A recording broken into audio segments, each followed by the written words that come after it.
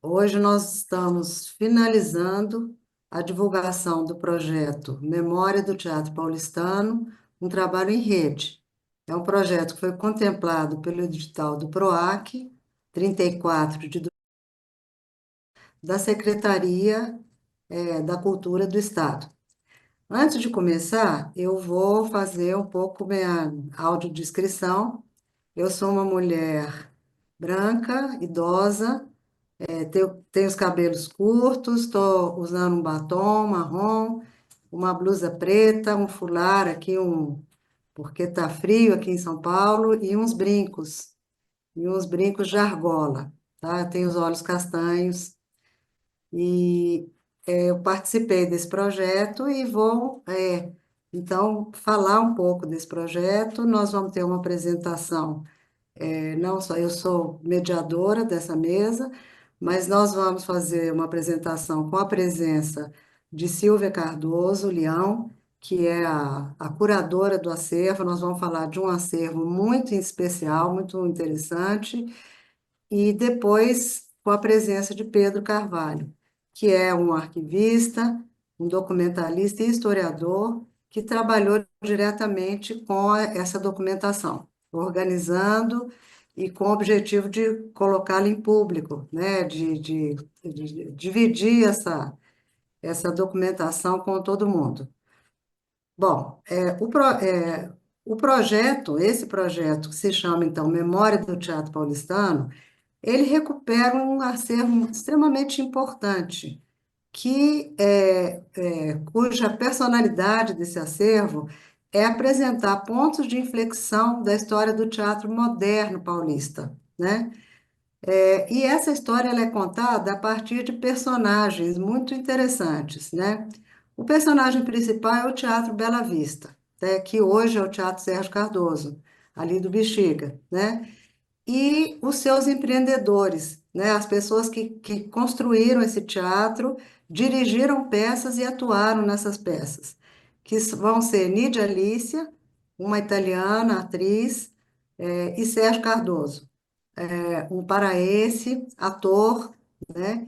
Que fundaram juntos uma companhia de repertório, coisa comum naquela época, que era você ter uma companhia fixa, que fazia um repertório de várias peças, enfim, as concomitantes, peças diferentes e tudo.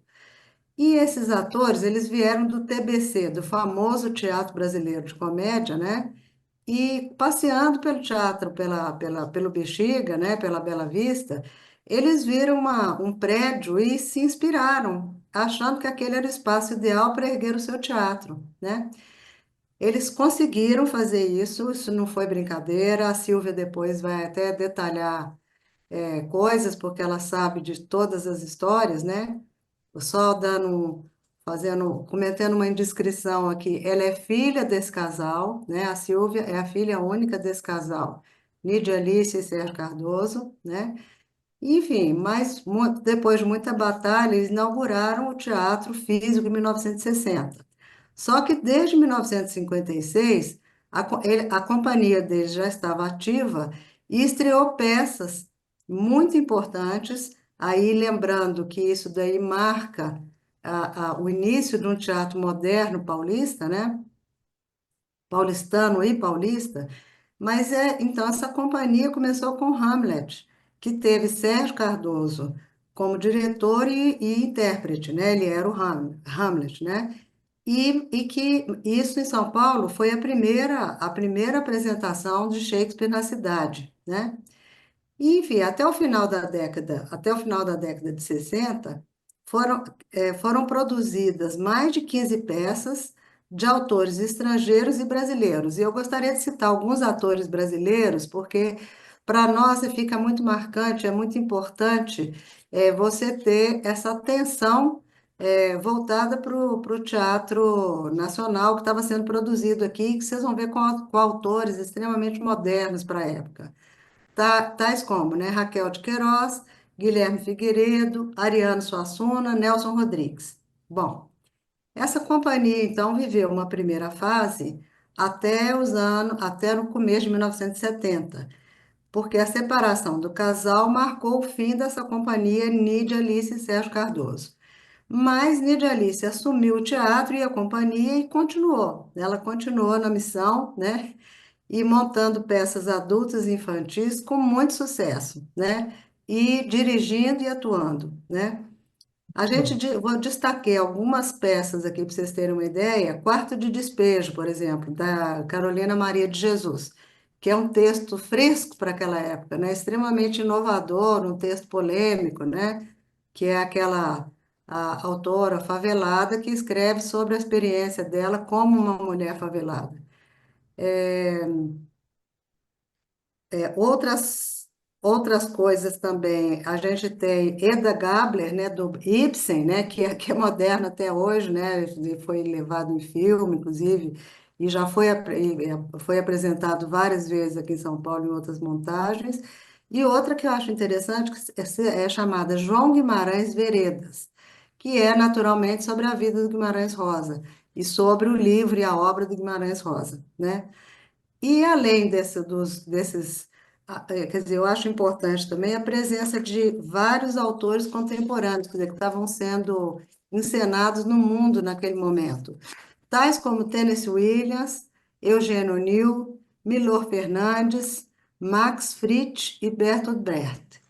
Bom, então essa companhia, ela atuou dessa forma até o fim dos anos 70 e no fim dos anos 70, a Nídia Alicia devolveu o teatro aos proprietários do terreno e ainda teve mais uma saga, né, e mais uma participação importante da Nídia Alicia, porque os donos do terreno queriam transformar aquele templo, né, em supermercado. E ela, com outras pessoas, ela fez parte de um grupo que lutou para que o espaço fosse reconstruído como teatro, que não se perdesse essa função, né, de levar o teatro para o público, né, paulistano, paulista, enfim, brasileiro, né? E, de fato, o teatro foi reconstruído, que é o que a gente conhece hoje, não é o teatro inicial, né, não é o teatro que eles fizeram, mas uma sala enorme, importantíssima na cidade, né? Ele levou o nome do Sérgio Cardoso, em homenagem ao ator que faleceu em 1972, e a sala de espetáculo do Teatro Sérgio Cardoso recebeu o nome de Nídia Alicia. Bom, é uma história muito interessante. Esse acervo reflete a história do teatro e dessas figuras, né, que eu comentei com vocês. E ninguém melhor do que a Silvia Cardoso, curadora do acervo e detentora desse acervo, né, a pessoa responsável pela sua guarda e e por esse milagre, né, de transformar isso depois eu vou até comentar isso num segundo momento, mas um milagre talvez seja uma palavra exagerada, mas por esse feito, sabe, de colocar essa, esse acervo à disposição do público, né, à nossa disposição, à disposição dos pesquisadores e dos amantes de teatro. Então eu vou convidar a Silvia para ocupar essa tela e pedir a ela primeiro que ela se descreva. Obrigada. Bom, boa noite a todos. Eu vou primeiro fazer essa audiodescrição. Então, eu sou uma mulher branca, idosa, de cabelos escuros, olhos escuros, uso óculos, estou vestindo uma blusa cor de vinho, um colar de pérolas e usando batom, enfim. Estou aqui à disposição para fazer essa apresentação. Então, inicialmente, eu vou explicar quem eu sou e quem foram meus pais e o porquê dessa escolha do Teatro Bela Vista para esse projeto que a gente fez com a Grifo e com a Unifesp. Então, começando aqui, eu sou, portanto, a única filha de Sérgio Cardoso e Nídia Alicia, como a Silvana já explicou, e eu vou contar um pouquinho da história deles, para situar para as gerações de hoje quem eles foram, né? Então, o Sérgio Cardoso nasceu em Belém do Pará, em 1925, e já aos 23 anos ele estreou como ator, fazendo o papel de Hamlet num espetáculo produzido pelo Teatro do Estudante do Brasil. Então, aos 23 anos, ele já estreia onde muita gente quis chegar ao longo de toda a vida artística, né, cultural. E o sucesso foi tão grande, foi tão retumbante o sucesso que ele teve, tanto sucesso de crítica como de público, casas lotadas, que vários dos participantes desse espetáculo decidiram largar seus empregos e fazer teatro da maneira profissional. E foi ele que convidou essas pessoas para fazerem parte da primeira companhia profissional que ele criou, que foi o Teatro dos Doze, que foi criado em 1949.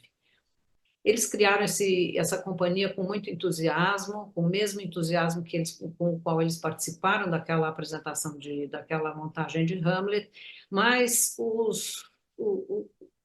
o empreendimento era muito maior do que eles podiam suportar. As dívidas foram aumentando, a experiência deles era muito pequena e eles acabaram tendo que fechar essa companhia depois de um ano. Por outro lado, Nidia Alice nasce em Trieste, em 1926, e vem para o Brasil com a família em 1939, fugindo da Segunda Guerra que iria se iniciar dentro de alguns meses. Em 1947, ela trabalha como assistente do Pietro Maria Bardi, famoso Pietro Maria Bardi, que foi o criador do MASP, e ela participa da inauguração da primeira sede do MASP na Rua 7 de Abril. Ao mesmo tempo, ela conhece o grupo de teatro experimental que ensaiava uma peça logo ali na Rua Marconi, muito perto da 7 de Abril, e ela foi convidada para participar dessa peça, que era ensaiada nessa livraria na Rua Marconi, e acaba estreando, participando dessa peça de Tennessee Williams, que era um autor ainda muito pouco conhecido no Brasil, e ela faz esse espetáculo no Teatro Municipal em 1948. Portanto, tanto Sérgio Cardoso como Nidia Alice começaram fazendo teatro amador e quis o destino que eles se encontrassem no Teatro Brasileiro de Comédia, onde eles participaram do primeiro elenco profissional do TBC, em 1949, participaram da maior parte das montagens feitas no TBC, trabalharam com todos os diretores europeus que trabalharam no TBC, que vieram para o Brasil, se conheceram e se casaram no próprio TBC, no saguão do TBC, em 1950. No final de 1952, eles receberam um convite do Ministério da Cultura do governo federal para participar do elenco da Companhia Dramática Nacional. Eles iriam encabeçar esse elenco da Companhia Dramática Nacional no Rio de Janeiro. Então, eles se mudaram para o Rio de Janeiro, ou melhor, nós nos mudamos, porque eu já tinha nascido, nós nos mudamos para o Rio de Janeiro, e eles trabalharam na Companhia Dramática Nacional durante um ano, fazendo textos de autores nacionais. Quando terminou o contrato deles na Companhia Dramática Nacional, no Rio de Janeiro, eles voltaram para São Paulo, e já com um sonho muito bem estruturado. O sonho deles, e que tinha sido sempre o sonho de Sérgio Cardoso desde o início, era o sonho de montar uma companhia própria e ter um teatro próprio. Então, assim que eles chegam em São Paulo, eles constituem a Companhia Nidia Alice Sérgio Cardoso, em 1954, e já fazem duas primeiras montagens de Lampião, de Raquel de Queiroz, e de Sim, a Moça Chorou, de Hernani Fornari. Portanto, dois textos de autores brasileiros. Eles tinham esse objetivo de privilegiar o autor nacional em teatro, que era um objetivo muito novo naquela época. A maior parte do teatro aqui em São Paulo era feito com textos internacionais. E nessa época, então, eles saíram em busca de um teatro próprio, para que a companhia deles tivesse aonde atuar. E como a Silvana já contou, uma noite, voltando para casa, a gente morava na Rua Major Diogo, voltando para casa, andando pela Rua Conselheiro Ramalho, eles se depararam com uma construção muito grande que parecia um teatro. E eles ficaram olhando aquilo. No dia seguinte, eles foram na prefeitura para perguntar o que realmente era aquilo. Descobriram que tinha sido um teatro, tinha sido o Cine Teatro Espéria, que foi muito importante no começo do século XX para o bairro do Bexiga e que estava totalmente abandonado, como minha mãe dizia, entregue aos pombos. E então eles decidiram, num rompante de absoluta loucura e absoluta ousadia, eles foram procurar os proprietários desse imóvel e propuseram alugar esse imóvel por 10 anos, com opção por mais 5. Portanto, eles comprometeram por 15 anos com esses proprietários, sendo que eles não tinham dinheiro para reformar esse imóvel e nem para administrar esse imóvel. Então, para isso, eles criaram a empresa Bela Vista, com dois sócios que eram engenheiros, o Otto Meinberg e Ricardo Capote Valente, que ficariam responsáveis pela reforma desse prédio. E saíram em busca de financiamento. Não financiamento governamental, mas financiamento particular. Eles foram buscar, junto aos industriais em São Paulo, aos grandes comerciantes em São Paulo, à classe intelectual em São Paulo, que os ajudasse a reformar esse teatro. Eles tiveram sucesso. E o projeto que foi feito para esse teatro, que iria se chamar Teatro Bela Vista, então, e seria a reforma do Teatro Espéria naquele local. O projeto era muito bonito, era um teatro muito moderno, um teatro com mais de 600 lugares, considerando plateia e balcão, um fosso de orquestra, um palco muito amplo que permitia mudanças de cenários, uma acústica perfeita. Esse teatro foi considerado por várias pessoas, inclusive por Décio de Almeida Prado, como o melhor teatro de São Paulo naquela época. O Teatro Bela Vista estreou, então, 2 anos depois que foi feito esse contrato de aluguel, e estreia com uma nova montagem de Hamlet, de Shakespeare, agora dirigida por Sérgio Cardoso. Era um sonho dele dirigir Hamlet, foi a peça com a qual ele se apaixonou pelo teatro, e ele conseguiu fazer isso na inauguração do teatro dele, então, na inauguração do Teatro Bela Vista. Bom, se a gente considerar as atividades tanto de Sérgio Cardoso como de Nidia Alicia, elas vão muito além do Teatro Bela Vista, né? Eles tiveram muitas outras atuações em teatro, tanto teatro adulto como, no caso de Nidia Alicia, teatro infantil. Eles tiveram uma atuação muito importante em televisão, porque eles participaram da televisão desde o início da televisão no Brasil. E Sérgio Cardoso se tornou um grande ator de novelas, um muito importante ator de novelas, tanto na TV Tupi como na TV Globo, e Nidia Alice se tornou assessora cultural e diretora da TV Cultura e da TV Educativa. Eles tiveram alguma participação em cinema e escreveram muitos textos, e ela, inclusive, atuou como professora de teatro no final da vida dela. Mas, então, todas essas atividades que eles tiveram, elas têm sua repercussão no acervo que eu tomo conta. Mas, pela importância que o Teatro Bela Vista teve na vida deles, pela importância que a Companhia Nidia Alice Sérgio Cardoso teve na trajetória cultural e na trajetória financeira deles, a gente escolheu essa etapa da vida deles, a etapa da Companhia Nidia Alice Sérgio Cardoso e do Teatro Bela Vista, para esse projeto que termina agora. Então, se a gente considerar o Teatro Bela Vista, a gente tem duas fases. Uma primeira fase da existência da Companhia Nidia Alice Sérgio Cardoso, que vai de 1956 a 1960, e na qual atuou a Companhia Nidia Alice Sérgio Cardoso no teatro, e vocês podem ver aqui um recorte do programa de estreia do Hamlet, e o teatro já comportava, a companhia já comportava um elenco permanente, diretores, cenógrafos, figurinistas, professor de dança, diretor musical, professora de impostação de voz, enfim, e até um conselho permanente de leitura que os auxiliava na escolha do repertório. Então, o repertório deles, eles pretendiam privilegiar o autor nacional como objetivo do Teatro Bela Vista e da companhia deles, e eles fizeram o possível para entrar em contato com autores nacionais e levar textos de autores nacionais. Nessa fase, eles levaram, então, eles montaram textos de Ariano Suassuna, Nelson Rodrigues, Guilherme Figueiredo, enfim, Hernani Fornari, então, eles foram atrás de autores brasileiros modernos que pudessem dar os textos para que eles montassem. Em 1960, o casal se separa e meu pai foi viajar pelo Brasil e a responsabilidade do aluguel do Teatro Bela Vista ficou só com a minha mãe.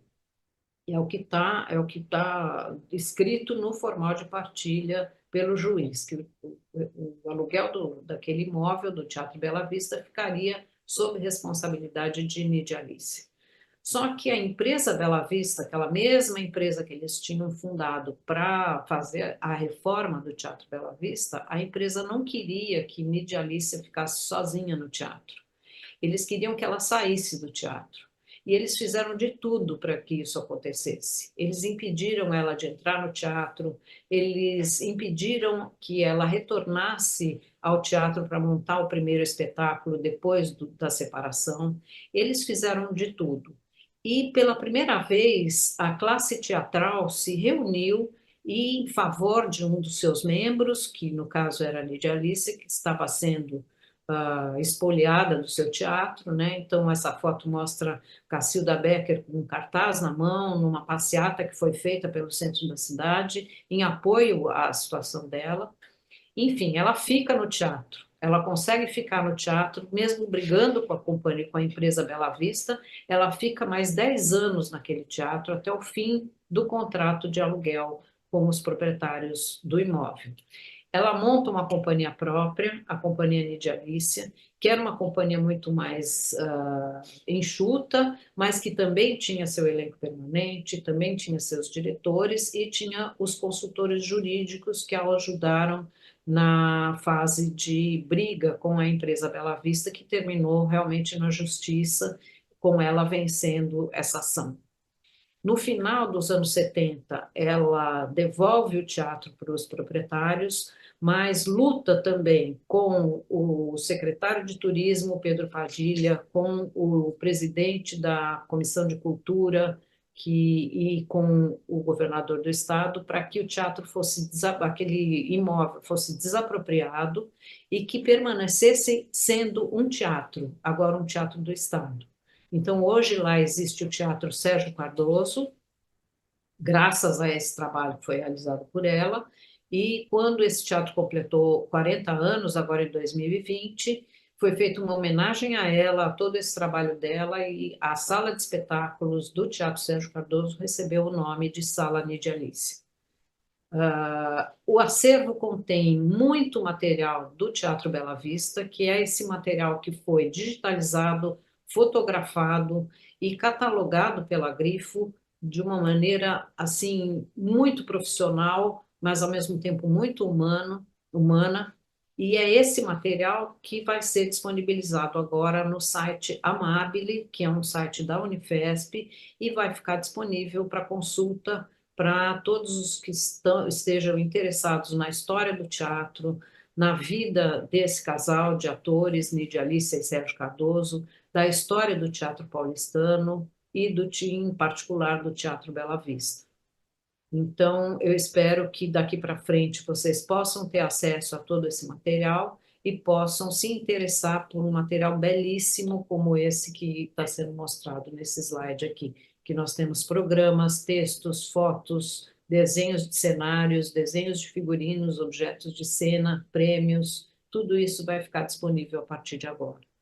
E eu espero poder, no futuro, abordar outras etapas da carreira deles e continuar mostrando como eles atuaram, como era feito o teatro naquela época, como era feita a televisão naquela época, quem foram Sérgio Cardoso e Nidia Alice. Muito obrigada.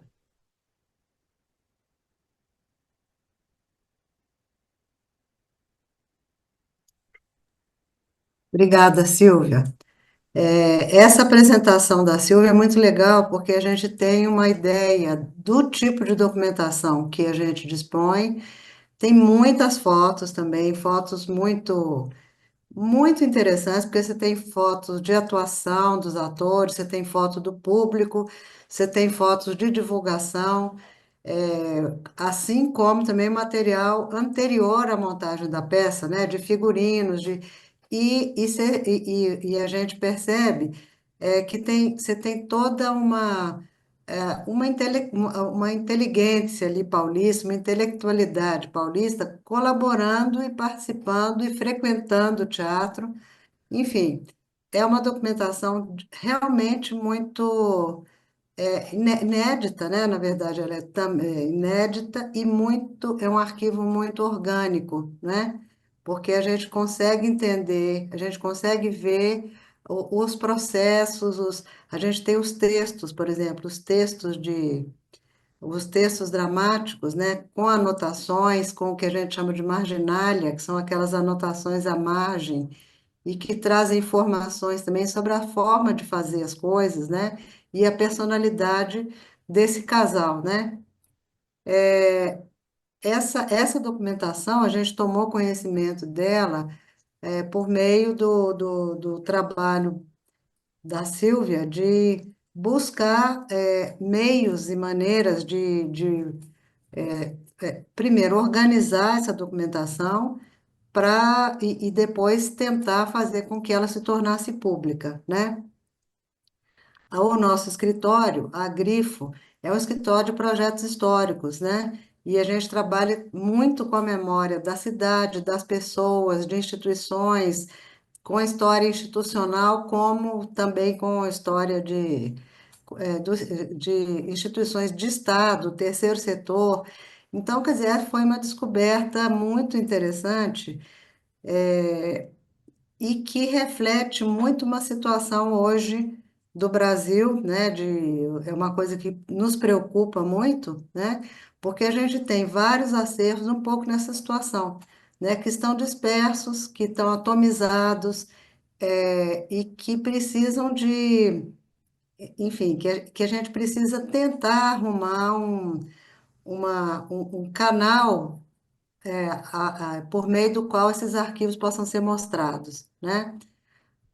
A gente conseguiu, quer dizer, eu acho que nesse momento importante o trabalho do Estado aí nesse ponto é imprescindível, né, no Brasil, e a gente conseguiu, então, trabalhar com o projeto, né, do governo do Estado de São Paulo por meio da Secretaria da Cultura, Economia e Indústria Criativa. Né? Nós aqui, a gente precisa muito ainda do apoio do Estado, né? E o Estado sempre abre editais visando a questão da memória, tanto a questão, às vezes, até de conservação de reserva técnica, são vários, são trabalhos que se voltam para os acervos, para os locais de guarda, para reformas, e isso é imprescindível ainda para nós, e a gente se preocupa sempre com essa atomização de acervos muito importantes e que precisam de ser organizados e precisam de uma plataforma digital para serem expostos, né? Isso foi conseguido, né? E eu acho que precisa assinalar aí a dedicação da Silvia Leão, que é pesquisadora, né? E que, portanto, tinha muito essa noção de que a pesquisa se faz com as fontes, quer dizer, que se não há conservação das fontes, a valorização das fontes, não tem como acessar isso, né? Então, eu acho que essa formação científica dela, e, obviamente, uma dedicação ao teatro, aos pais, e assim, porque ela viveu isso também, né? Eu acho que a Silvia deve ter vivido anos na coxia, né? Observando as coisas enfim, eu acho que se juntou uma organização mental dela, uma ideia do que você faz com o documento, né?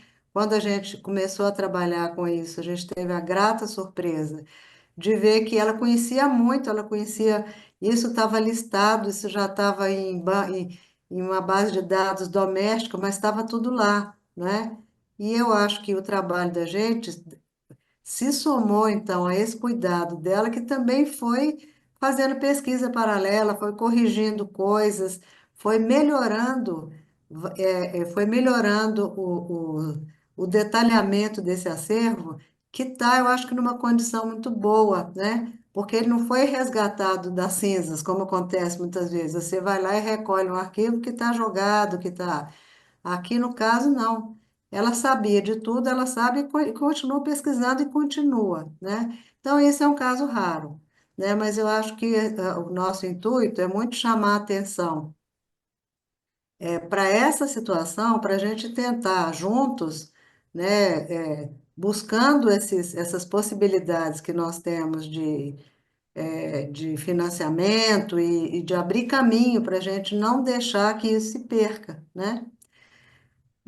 Bom, o acervo vai estar acessível, então, no banco de dados da Amabile, né? A Amabile é uma plataforma da Universidade Federal de São Paulo, da Unifesp, e que trata de arquivo da memória artística brasileira. A Amabile já tem alguns acervos pessoais de artistas, né? Que também, aí, enfim, muito interessantes, né? E a ideia é que isso se fortaleça, né? É que esses acervos importantes se juntando, né? Fortaleçam então essa memória do teatro brasileiro, no caso, né? Da vida artística brasileira. Bom, agora eu vou passar a palavra para o Pedro Carvalho, que é historiador e documentalista e que foi o responsável técnico pela parte de descrição do acervo, de transformar esse acervo numa fonte palatável, quer dizer, com o levantamento de todos os dados que vão fazer com que pessoas aqui contemporâneas, né, que muitas vezes nem conhecem a história, não conheciam, né, jovens que, enfim, não tiveram acesso a isso, mas que transformou da melhor maneira possível para as pessoas poderem entender e situar, né, a realidade daquele momento, como é que era a vida artística daquele momento, quer dizer, fazendo uma contextualização de toda essa documentação que vai estar disponível agora online para todo mundo, tá? Por favor, Pedro. Obrigado, Silvana. Começo então com a minha audiodescrição. Eu sou um homem branco, de cabelos escuros e curto, olhos castanhos, barba curta. Estou usando uma camiseta preta, óculos e ao meu fundo tem uma biblioteca. Então, a Silvana e a Silvia falam, né, e é importante destacar que esse trabalho que a Silvia fez com o acervo, né, muito generoso de disponibilizá-lo para a gente, né, de tornar esse acervo público, é uma coisa muito bonita, não é sempre que a gente encontra um acervo pessoal em tão boas condições e tão bem organizado como a gente encontrou esse, né? Então, o que a gente chega, né, quando a gente chega para fazer o tratamento desse acervo, a gente encontra um acervo muito bem organizado, que abre muitas margens de trabalho para a gente. Então, foi um trabalho de curadoria coordenado pela Silvia, mas que a gente pôde fazer coletivamente, né? Então, é um trabalho coletivo, feito a muitas mãos. Isso é admirável, né? E agradeço a Silvia, a Silvana, pela oportunidade de realizar esse trabalho, né? Então, para falar um pouco sobre esse acervo, né, Nídia Alice Sérgio Cardoso, a gente precisou fazer um recorte, né? Um tempo curto de trabalho que a gente tem, né, dentro de um PROAC, então a gente trabalhou nesse acervo durante esse último ano, e a escolha que nós fizemos foi pelo recorte de tempo do tempo de existência do teatro, né? Poderíamos ter escolhido a vida de Sérgio e Nídia prévia ou posterior ao teatro, mas para a gente como um primeiro passo, digamos assim, de tratamento desse acervo, né, que esperamos ele continue após essa finalização desse projeto, o primeiro passo seria aquilo que, digamos assim, tinha algo para contar de especial sobre a vida dos dois e sobre o Teatro Paulista, né? E aí a escolha pelo recorte do Teatro Bela Vista, né? Esse período que a Silvia também descreveu para a gente. Então, quando a gente chega nesse acervo, a questão que nos pega é a seguinte: que tipo de acervo é esse, né? Então, ele é um acervo pessoal, ele é um acervo pessoal do Sérgio Cardoso e da Nídia Alicia, e ou da Nídia Alicia, ele é um acervo familiar, ou ele é um arquivo institucional, né, pensando que é um arquivo de um teatro, propriamente, de duas companhias, né, da companhia Nídia Alicia e Sérgio Cardoso, e posteriormente da companhia Nídia Alicia. Então, primeiro entender, nesse trabalho de arquivo, o que que é esse acervo, né? E, de certa forma, ele é um pouco a mistura dessas três coisas, daí também a escolha nossa de chamar de acervo e não de arquivo, porque, ora, a gente tem documentos que se mostram muito pessoais, né, ali, de anotação do Sérgio Cardoso ou de anotação da Nídia Alicia. Ora, temos documentos burocráticos, né, então, por exemplo, um documento de censura é uma peça, considerando que a gente estava no meio da ditadura, na maior parte da existência do teatro. Então, é pensar o que que é, do que é formado esse arquivo, né? Então, ele é um pouco de tudo, ele é um pouco de um arquivo dos arquivos pessoais do Sérgio Cardoso e da Nídia Alice, que se torna um arquivo familiar, considerando que eles foram casados, que a Nídia teve um trabalho muito importante de preservação desse acervo, né? Então, muitas das informações que a gente utilizou para trabalhar no acervo, né, as datas, tudo isso veio de anotações da própria Nídia, e também, ao mesmo tempo, pode ser esse arquivo institucional, né, esse arquivo que é um pouco, de certa forma, burocrático, da burocracia da própria organização de um teatro, né, ou de uma companhia teatral. Então, isso é um primeiro ponto a se considerar, o que que é esse acervo, né? E se a gente considera o que ele é, a gente precisa considerar do que ele é feito, né? Então, o que que forma esse acervo? E a gente tem, digamos assim, três grandes conjuntos. Os documentos textuais, basicamente programas e textos dramáticos, né? Os textos apresentados no Bela Vista.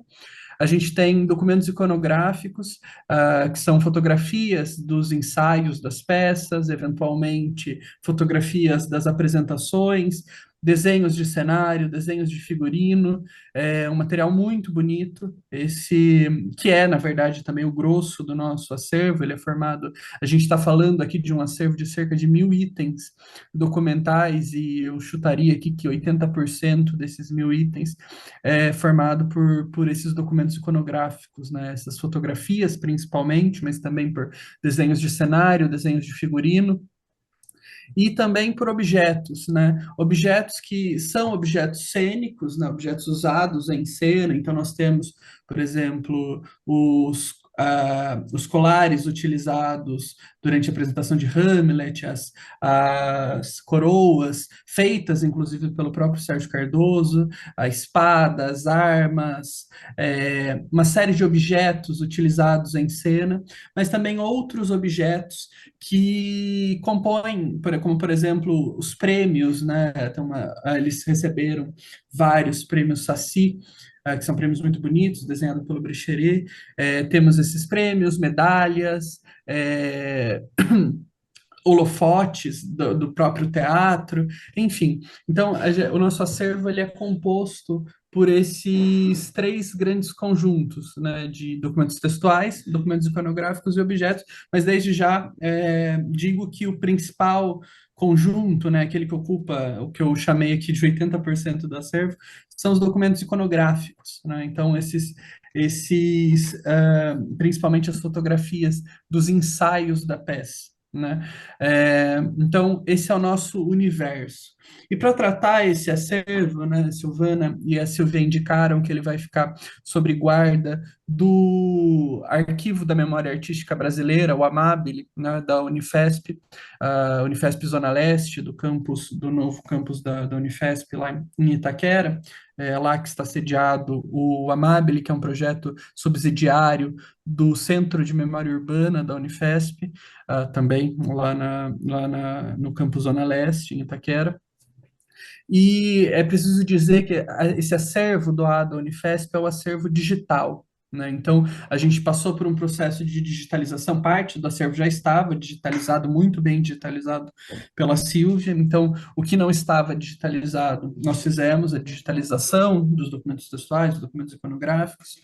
Então, o que foi doado à Unifesp, o que está sendo disponibilizado agora ao público, são os documentos digitais, né? Os documentos físicos seguem com a Silvia, o que é uma escolha muito boa também de preservação, de facilidade de acesso e que permite também que esses documentos possam ser acessados remotamente, né? Então, no chat aí do YouTube, vocês podem ver o link para acessar esse acervo. Daqui a pouco eu falo mais sobre o acervo digital para vocês, mas desde já digo que esse acervo é um acervo basicamente digital, né, que foi o que a gente tem no site da Unifesp, é um acervo digital. Em termos de tratamento, né, a gente tem dois eixos de tratamento que já eram eixos utilizados pelo banco de dados da Unifesp, mas também aos quais nós éramos aqui na Grifo afeitos, porque essa metodologia utilizada, ela é baseada numa metodologia desenvolvida pela Silvana, que está aqui conosco, e pela professora Ana Maria Camargo, e a gente utiliza já na Grifo em vários projetos, e também essa metodologia já era utilizada lá na Unifesp pelo Amabile, né? Então, no que consiste, muito sinteticamente, essa metodologia, né? Em dois eixos. Um eixo que entender esse acervo a partir dos documentos, né, dos nomes dos documentos, esse processo de dar nome aos documentos, que eu estou chamando aqui de tipologia documental, e um segundo eixo que é entender o contexto de produção desses documentos. Então, de um lado, a gente dá o nome desses documentos, a saber, então, texto dramático, isso é um nome que a gente utilizou, né, para os textos apresentados, né? A gente não chama, por exemplo, as fotografias de fotografias, né? A gente chama de ensaio visual ou reportagem visual, a depender da função que essa fotografia cumpre dentro do acervo, né? Então, é assim que a gente define essa tipologia, e também o contexto de produção, ou seja, esse documento ele é ligado a qual peça, em que momento ele foi produzido, por que ele foi produzido, né? Então, isso era bastante, na verdade, graças a esse trabalho prévio, né, de organização da Silvia, e antes da Silvia, da própria Nídia, foi muito fácil entender o contexto de produção desses documentos. O nosso grande desafio, né, foi estabelecer essas tipologias documentais, cotejando a teoria arquivística com a teoria do teatro, né? Então, essas escolhas por texto dramático ou ensaio visual são escolhas que não necessariamente são ligadas a um lado, né? Mais a teoria do arquivo ou a teoria do teatro, mas são escolhas que nós precisamos tomar no momento de descrever esse acervo, mas que estão todas justificadas no nosso inventário, que vou falar dele agora. Então, esse projeto, ele tem dois produtos, digamos assim. Eu saio aqui da apresentação e compartilho com vocês agora o site. Aqui, a gente tem dois produtos, né? Então, um primeiro produto é justamente a disponibilização pública desse acervo. Então, aqui a gente tem o site do Amabile, e dentro do site do Amabile, o acervo Nídia Alice Sérgio Cardoso, Teatro Bela Vista, né, em que esses documentos podem ser acessados. Então, aqui, por exemplo, os desenhos de cenário, os ensaios visuais, as reportagens visuais. Mais para frente, ah, mais para frente vamos ter os programas, os textos dramáticos, né? Então, esse é o nosso acervo que pode ser acessado digitalmente. Então, a título de exemplo, abro um documento aqui. Por exemplo, esse cartaz que é da peça Chá e Simpatia, já da época da companhia Nidia Alicia. na verdade, da Companhia de Alice e Sérgio Cardoso, é uma peça de 57, quando os dois ainda eram casados. E aqui a gente tem todas as informações sobre a peça. Se a gente clica aqui, por exemplo, em Chá e Simpatia, a gente consegue ver todos os documentos que são sobre essa peça, né? Então a gente tem reportagem visual, ensaio visual, cartaz. Tudo que a gente tem sobre essa peça pode ser reunido aqui, né? Ou, por exemplo, todas as peças que contaram com a Nídia Alicia como atriz, a gente consegue reunir também aqui todos os documentos em que ela aparece nessa condição, o Sérgio Cardoso como diretor, ela como diretora, enfim. Isso a gente consegue reunir aqui virtualmente pelo site do Amabile, né? Mas esse é o nosso primeiro produto, digamos assim, né? O nosso segundo produto desse acervo é propriamente o nosso inventário,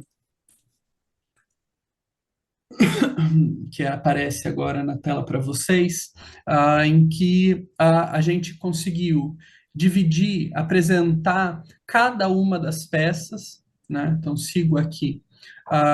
Por exemplo, essa é a primeira peça do Teatro Bela Vista não, da Companhia Sérgio Cardoso e Nídia Alice, ainda não existia o Teatro Bela Vista, né? Mas a gente conseguiu reunir neste inventário peça a peça, organizados de forma cronológica. A gente tem para cada peça uma descrição, né, uma ficha técnica com a autoria da peça, a direção, cenografia e figurino, os intérpretes e aquilo que nos interessa realmente, os documentos dessa peça. Então, por exemplo, aqui, a primeira peça apresentada na Companhia Nigelice Sérgio Cardoso, essa peça de 54, a gente tem um desenho de cenário, a gente tem um ensaio visual, uma gravura, uma reportagem visual, um texto dramático, e temos os objetos, né, uma máquina de costura cênica, né, então a opção por a palavra cênica no fim aqui, para designar que ela não é uma máquina de costura que vai ser usada de verdade, né, mas ela é uma máquina de costura para compor o cenário da peça, né, uma matriz de estilogravura que foi utilizada para fazer o programa da peça, né, o cenário da peça, enfim, cada peça conta então com essa apresentação. Em algumas peças, né, nas mais marcantes, a gente tem uma pequena fala, né, aqui da Silvia, né, que descreve para a gente a importância dessa peça, ou eventualmente um trecho, perdão, um trecho da própria Nídia Alicia, né, retirado do seu livro, que é o Ninguém se livra de seus fantasmas. Então, a gente tem esses trechos da Silvia ou da Nídia que vão criando esse cenário, né, desse teatro. Então, esse inventário ele está organizado por companhia. Então, primeiro temos a Companhia Nídia Alicia Sérgio Cardoso, mais para frente temos a Companhia Nídia Alicia, e ele conta também com uma apresentação minha, em que eu descrevo a metodologia da organização desse acervo, e também ele conta com uma apresentação da professora doutora Elizabeth Rivera Azevedo, da ECA, USP, em que ela situa um pouco também a importância desse acervo do Teatro Bela Vista, do Sérgio Cardoso, para o teatro moderno, né? E quão importante é estarmos disponibilizando agora publicamente esse acervo para acesso livre, né, a todos que desejarem. Então, é um pouco nesse sentido, né? Só para finalizar aqui, né? Então, a gente tem a apresentação, a introdução, a divisão aqui desse inventário pelas companhias, os prêmios recebidos, né? Outros documentos e objetos do teatro. E, por fim, é importante também o glossário de documentos textuais e iconográficos, em que a gente descreve, a gente aponta o que a gente entendeu por cada documento, né? Então, o que significa para mim, enquanto arquivista, né? Enquanto uma pessoa que está trabalhando nesse acervo, o que significa um ensaio visual, um texto dramático, um desenho de cenário. Então, todos esses tipos documentais estão descritos nesse glossário, né? Estão especificados no nosso glossário. Então, ficou um trabalho bem completo, né? Esse que eu apresento para vocês aqui. Ele vai estar disponível tanto no site do Amabile quanto nas redes sociais da Grifo, ainda nos próximos dias isso vai ser liberado para acesso, e eu espero que, vou terminando, eu termino por aqui a minha fala, né? Espero que esse acervo, né, ele tenha vida longa, antes de mais nada, né? Um acervo muito bonito, que merece ser visto, que tem muito a dizer sobre a história da cidade de São Paulo, a história do teatro paulista, do teatro paulistano, e mais do que isso, né? É muito importante a gente trazer de volta aos holofotes o Sérgio Cardoso e a Nídia Alice, que são essas pessoas tão fundamentais para entender a história do nosso teatro. Então, realmente que esse projeto ele seja o primeiro de outros com esse acervo, né, que tenha bons resultados, que esse trabalho de disponibilização pública, esse inventário que nós fizemos, ele seja útil aos pesquisadores, né, que seja possível que ele renda boas pesquisas, né, e que seja o primeiro de muitos, né, acervos, porque a memória do Teatro Paulista, ele ainda precisa ser contada, né, a história do Teatro Paulista está sendo contada, né, esse trabalho que nós estamos apresentando é mais uma etapa para contar essa história. Obrigado. Obrigada, Pedro. É, tem algumas perguntas aqui, mas antes de mais nada, eu queria fazer uma pergunta que para você exemplificar um pouco como que a pessoa, o pesquisador que não conhece nada, como é que ele maneja o inventário e a base de dados, no sentido assim, como que cada um desses dois produtos pode ajudar um ao outro, entende?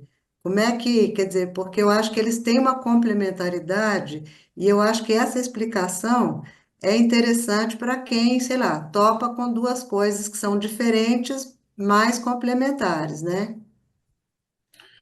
Obrigado, Silvana. De fato, são objetos, instrumentos complementares, os dois, né? Tanto o acervo público quanto o inventário, né? Então, há coisas que nós conseguimos manejar a partir do inventário e há coisas que nós conseguimos manejar a partir do site. Então, por exemplo, o que o inventário permite é entender cronologicamente, seguir cronologicamente essa história do Bela Vista, né? Então, para quem deseja estudar a história do Bela Vista, esse trabalho cronológico, essa descrição cronológica das peças e, consequentemente, dos documentos de cada peça, isso é muito útil, né? E aí, desde já, essas informações sobre elenco, né, sobre essa ficha técnica, isso tem um potencial de pesquisa muito interessante. Por outro lado, o inventário sozinho não ele precisa ser utilizado a partir do banco de dados, porque afinal o inventário ele não vai permitir o acesso ao documento, né? O que permite o acesso ao documento é o site, né? É o site do Amabile. Então você olha esse inventário, você entende a organização do acervo, né? Dessas peças, os documentos que nós temos, e a partir do Amabile você tem outras possibilidades de pesquisa, né? Então, por exemplo, o Amabile permite uma coisa que o inventário não permite, que é a presença, entender quais peças a Nídia, todas as peças, listar todas as peças que a Nídia Lícia atuou como atriz. Então a gente consegue, clicando em um botão, literalmente, a gente consegue listar todas as peças em que a Nídia Lícia apareceu, ou o Sérgio Cardoso como diretor, ou a Berta Zemmel como atriz, ou Alceu Nunes como ator em algumas peças ou diretor em outras peças. Então, essa especificidade de conseguir reunir informações, eu entro no acervo do Bela Vista, mas eu não estou interessado exatamente no Bela Vista. Eu quero entender, por exemplo, a atuação da própria Nídia como atriz. Isso é o site que permite, não o inventário, né? Então, dentro da especificidade de cada instrumento, né, o site como um instrumento e o inventário como um instrumento, a gente consegue complementar essas pesquisas, né, e potencializá-las, né?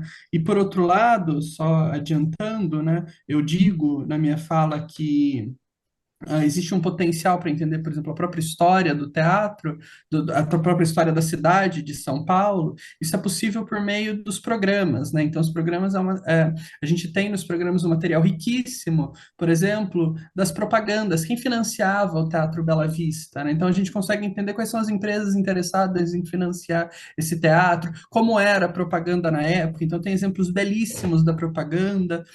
Então, para além do imediato, que é a história do Bela Vista, a gente consegue encontrar outras histórias nesse acervo, né? Ele permite muita coisa para a gente. Ele permite a história do Sérgio Cardoso, da Nidia Alice, de todo mundo que está ao redor, de figuras que estão ao redor. Então, a gente encontra, por exemplo, Dercy Gonçalves, Milton Nascimento, a gente consegue a própria Carolina Maria de Jesus, que você situou já, né?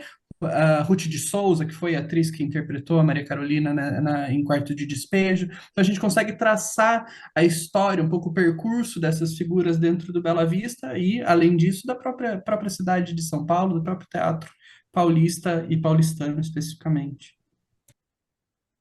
Eu estou recebendo aqui uma pergunta, é, aí tanto para Silvia quanto para o Pedro, que quais os documentos, quer dizer, dentro desse conjunto, quais os documentos que vocês destacariam como com maior potencial de pesquisa, né? Ou por algum motivo, quer dizer, Silvia tem referências diferentes de nós, né? Então eu queria perguntar para os dois, a pergunta é dirigida para os dois.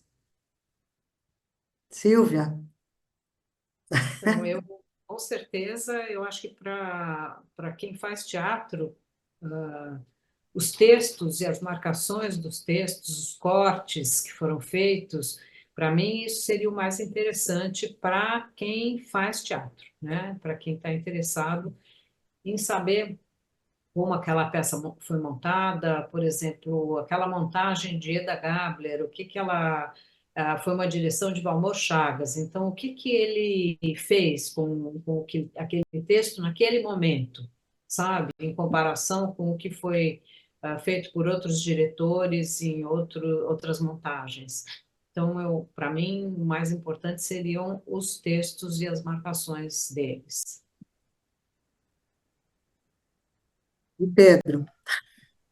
Para não repetir os programas, né, que eu acho que tem os programas realmente me chamam muito a atenção. Sou especialmente fã dos programas, né? Eu diria que as fotografias elas têm também um potencial de pesquisa, por exemplo, em relação aos figurinos.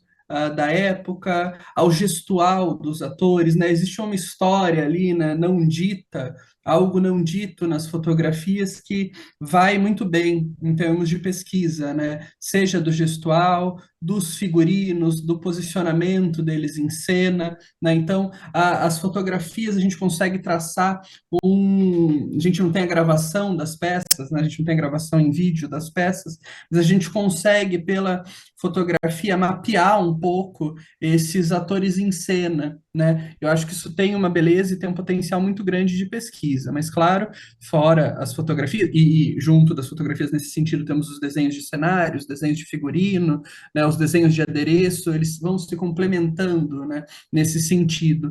Mas, é claro, preciso dizer novamente, os programas são muito especiais, né, e a gente consegue identificar, né, toda uma cadeia de trabalho dentro do teatro que outros documentos não permitem, né? Então, como a Silvia disse, hoje, que é uma coisa muito rara, a gente tem uma companhia com elenco permanente, né? Carteira assinada, CLT, né? Isso os programas mostram claramente para a gente, né? A gente consegue ver, traçar esse perfil dos atores que entram, um ator entra como assistente, e aí ele se torna o ator, e em outra peça ele é o ator principal, e mais para frente a gente vê esse cara que entrou lá como assistente, se tornando diretor de uma peça. Então, isso tem um potencial muito grande dentro do acervo, né? Destaco os programas também, além das fotografias. Obrigada, obrigada, Pedro. Aí tem uma outra pergunta aqui. é, quer dizer, o teatro brasileiro hoje, a memória do teatro brasileiro, Eu acho que essa pergunta é bem para a Silvia, né? Como é que você que ficou tantos anos aí batalhando, como é que você vê, em que pé que isso está, né? Bom, eu acho que eu tenho um interesse particular nesse assunto, né? Pelo fato de eu ser responsável por esse acervo dos meus pais e que eu acho ele riquíssimo. Então, eu sei que acervos de outros atores, diretores, cenógrafos de teatro devem ter um material riquíssimo também. E, às vezes, esse material não está sendo mostrado. Então, eu acho que, nesse momento, como a Silvana falou, existe sempre um incentivo para projetos relacionados à memória, né? Mas a memória do teatro não são muitos, e talvez porque não tenham sido muito solicitados também, né? Então, eu sinto muita pena quando eu fico sabendo do acervo de determinada personalidade de teatro que foi jogado fora, ou que foi descartado, ou que foi perdido por uma razão ou outra. E eu sinto muita pena porque aí tem uma quantidade de informação que é perdida. E eu acho que é a última das últimas oportunidades que a gente vai ter de ter esse material disponível, porque hoje em dia todo o material é muito mais digitalizado. Então, tudo bem, a gente tem as peças digitalizadas, as peças filmadas, mas é aquela peça naquele momento, naquele dia, aquela apresentação, e não necessariamente a gente consegue mais informação do que isso. E é muito pouco para teatro. Em teatro tem outras coisas que importam. Então, eu espero que outros atores, outras famílias, que recebam esse tipo de acervos, ainda em papel, ainda em fotos em papel, textos em papel, objetos de cena, essas pessoas se preocupem em disponibilizar esse acervo para que todos possam se beneficiar de, dessa informação toda. Então, esse é o meu sonho, é que a gente possa fazer mais projetos e que possa se fazer mais projetos sobre outros acervos também. Isso, você já é uma inspiração, Silvia. E aí, tem uma pergunta aqui que eu acho que eu acho que é bem para o Pedro, porque ela é uma pergunta assim técnica, né?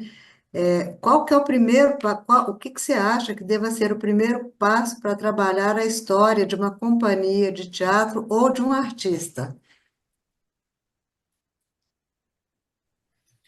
Eu acho que o primeiro passo, né, para que aí pensando um acervo, é esse processo de curadoria, né, que foi o nosso primeiro passo aqui também. Quando a gente começa o tratamento desse acervo, né, a gente faz várias reuniões com a Silvia, para decidir o que que vai, qual que é o nosso foco ali, né? Não dá para, dependendo da extensão do nosso projeto, não dá para a gente contar todas as histórias, né? Então, um bom acervo passa por um bom processo de curadoria, né? E a partir desse bom processo de curadoria, é decidir um bom destino para esse acervo, né? Qual é a instituição que melhor poderá receber esse acervo, né? Então a gente tem, por exemplo, instituições só dedicadas à memória do teatro, a gente tem instituições só dedicadas à memória de autores, né? De escritores ou como o Amabile, né, que é uma plataforma que se pretende de artistas no geral, que contempla uh, acervos de uma companhia de teatro, como é o nosso caso, mas também de cantores, de artistas plásticos. Então, esses dois primeiros passos seriam, do meu ponto de vista, um bom processo de curadoria e que é primordial, né, para a gente entender a extensão desse acervo, né, o que que vai ser tratado, e num segundo momento que acervo, que instituição é a melhor instituição para receber o meu arquivo, né, o meu conjunto documental. Obrigada, gente. Eu queria, se alguém quiser fazer mais uma pergunta, é agora, porque a gente está chegando no nosso término, aqui no nosso horário. E, de qualquer maneira, eu peço para Silvio e Pedro fazerem, se vocês tiverem alguma consideração final, para a gente encerrar, então, aqui essa apresentação. Bom, eu gostaria de fazer uma consideração final, que é meu desejo de continuar esse projeto com vocês, que a gente possa abordar outras etapas do acervo que eu tenho aqui, da vida deles, da atuação deles em teatro, televisão, no que seja, e que a gente possa continuar esse projeto que foi tão bem sucedido e tão, sabe, tão prazeroso de fazer com vocês. Obrigada, Silvio. Pedro? Silvana, eu só queria fazer uma sessão de agradecimentos finais aqui. Primeiro, agradecer a você e a Grifo, né, principalmente na sua figura e na figura da Thaís, que coordenaram esse projeto, né, que permitiram que esse projeto, acreditaram, né, nesse projeto.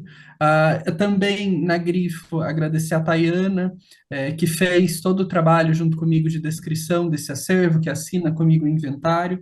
Então, ainda que eu tenha feito essa parte de mais junto com a Silvia de pensar o acervo, né, metodologicamente. Quem fez a descrição junto comigo foi a Tayana. Então, também preciso agradecer a Tayana dentro da Grifo. Agradecer ao professor Ricardo Santiago, da Unifesp, que muito gentilmente aceitou o nosso acervo. É, e topou, né, esse trabalho conosco. O professor Ricardo é o coordenador do Amabile e professor do campus Zona Leste da Unifesp. Por fim, agradecer a Silvia, porque realmente a Silvia foi de uma generosidade gigantesca comigo e com a Grifo durante todo esse processo, e sem a Silvia não seria possível, né, todo esse trabalho, não só, né, não seria possível em termos de guarda desse acervo, né, de preservação, mas também não seria possível porque toda a identificação dos atores em cena, todas as informações de data, só foi possível recuperar tudo isso de maneira fácil e rápida nesse tempo de trabalho, porque a Silvia fez realmente, foi exemplar no cuidado com a memória dos pais. Então, agradecer a Silvia toda a generosidade que você e todo o conhecimento que você compartilhou com a gente nesse ano de trabalho. Muito obrigado, gente.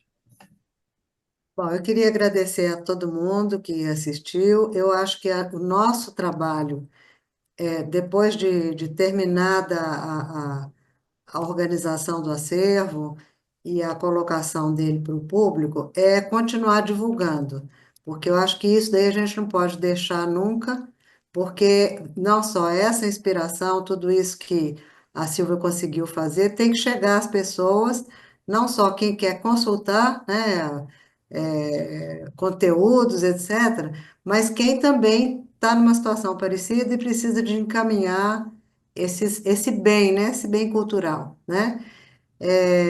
A Grifo se preocupa muito com isso, a gente um pouco almoça e janta esse tipo de coisa, né? A gente está sempre tentando pensar meios e maneiras, porque hoje no mundo da internet, quer dizer, é um mundo tão vasto que se isso não ficar claro que existe esse acervo em tal lugar, quer dizer, tem essa questão, quer dizer, o nosso mundo tem pouca memória, mas ao mesmo tempo você tem que localizar essa informação. Então, por isso que eu insisto nesse trabalho de divulgação que é permanente, né? E, de novo, agradecer, então, ao governo do Estado de São Paulo, por meio da Secretaria da Cultura, Economia e Indústrias Criativas, que entende esse papel do Estado, esse importante papel do Estado, de ajudar, de financiar esse tipo de trabalho. O trabalho com acervo, com papéis, ele é artesanal, ele é lento, mas o acervo a gente manda ele para o futuro. Esse acervo ele vai sobreviver a todos nós, a verdade é essa. Então agora a gente está contente, mas ele vai sobreviver, quer dizer, isso daí faz um sentido, à medida que o tempo passa, esse sentido continua, né? É uma maneira da gente estar no mundo, eu acho, sabe? Todos nós, né, que estamos envolvidos em projetos como esse, né? Então, muito obrigada para todo mundo, boa noite. E essa live vai ficar disponível na internet, no YouTube. E, enfim, quem sabe, quem souber de quem está pesquisando, de quem, enfim, por favor, divulguem esse lançamento, tá bom? Agradeço e boa noite para todo mundo.